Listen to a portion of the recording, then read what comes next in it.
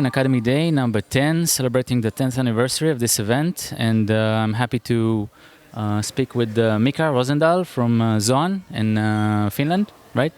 So to get this thing started, present yourself and tell us how you got into the architecture visualization field.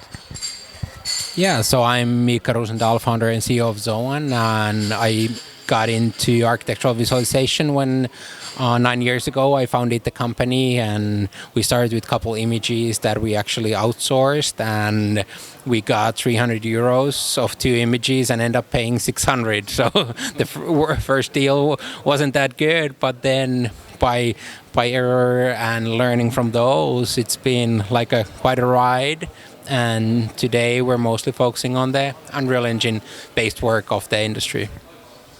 Okay, so just to put things into perspective, you started 9 years ago and you tell the story, but right now you are 43 people plus 20 additional freelancers. So that's a big company.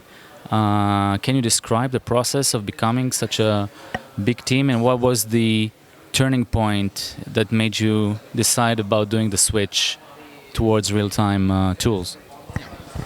So actually, it's kind of interesting because we started growing only 3.5 years ago. Before that, it was pretty much me and a couple of freelancers working, and we were just doing these projects. And I was my own hands as well, pretty deep in the work. And then at that time, I was living in Brazil, and then I really started to find some good talent from there.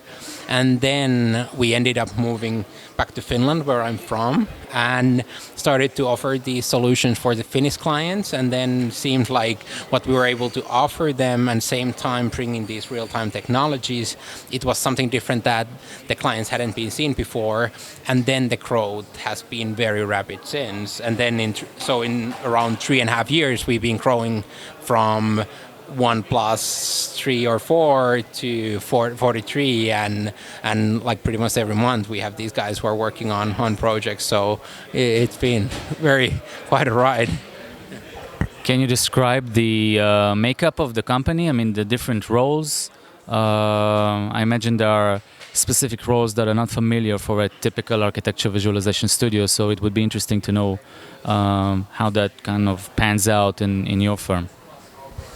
Yeah, so we have lots of most of the people are 3D modelers for sure, and then we have environment artists and coders. And coders for sure, that's kind of like a little bit non-traditional from the normal archivist companies. So we have at the moment 5 coders, so that's actually a pretty important part of what we do. And of course there's lots of UI UX design that is in place, and we have a couple people for that. As all the projects, they have some interactivity, and you need to also plan the UX really well. So it's not just the very nice visuals, but the whole experience needs to be something that works really well. Why did you pick Unreal Engine? Was it something a conscious decision, or was it something that you kind of was pushed towards or was it kind of like a natural thing, the first thing you picked up? Was there some kind of an intention in this decision? Yeah, we actually started with a different game engine in the beginning, but then we saw that you could actually create higher visual quality with Unreal Engine. So then we started to get jealous for the people who got better quality. So then we decided, even though most of our people were our programmers, they were used to Unity, but then we just decided that, hey, we're going to take this route.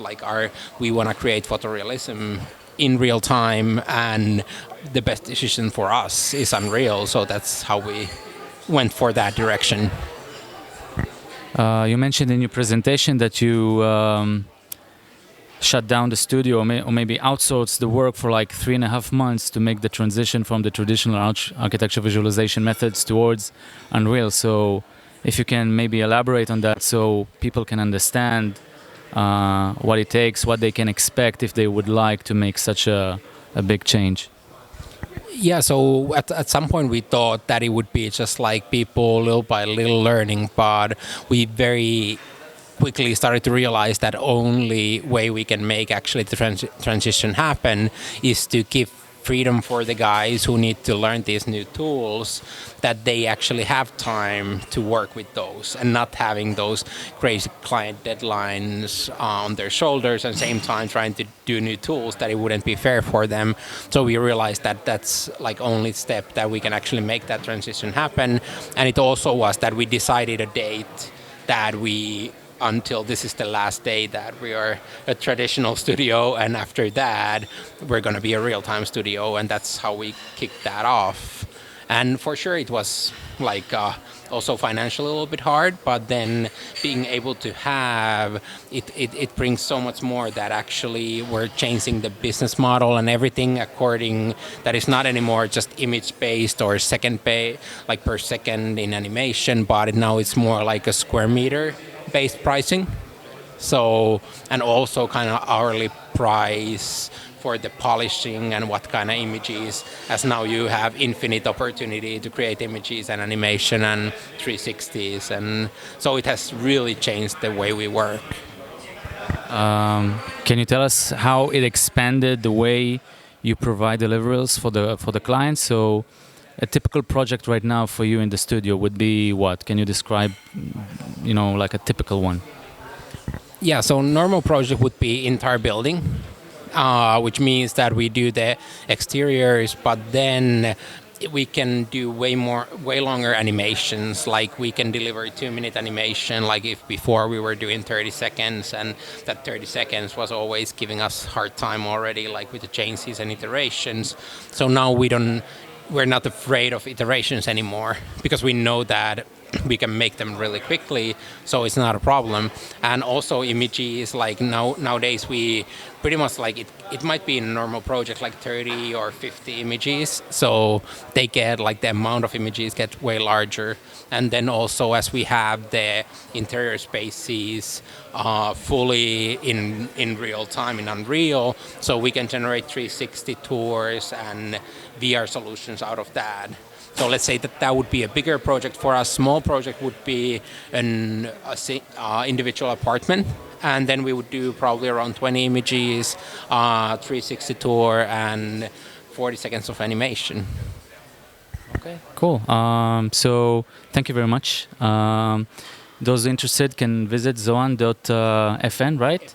FI, sorry, and learn more about what you're doing, and I'll see you in the next one. Thank you very much.